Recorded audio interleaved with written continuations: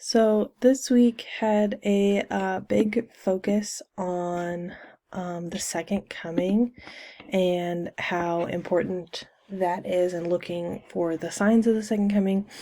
So I really liked D&C 43:17 through 35 because that really goes into what the signs of the second coming are and how important they are to, recognizing when the second coming is going to happen.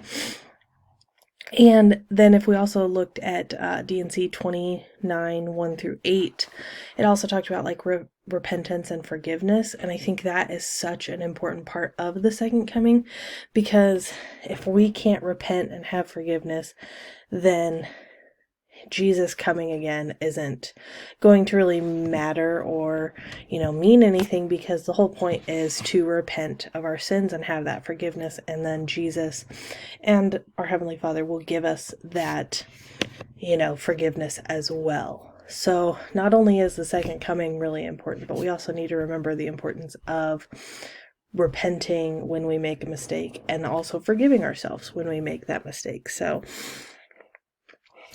this week was just a really good reminder that yes, the second coming is super important, but we also need to just kind of remember the fundamental parts of Heavenly Father's plan about, repentance and forgiveness. And, we have those gifts to help us make it back to Him at the end.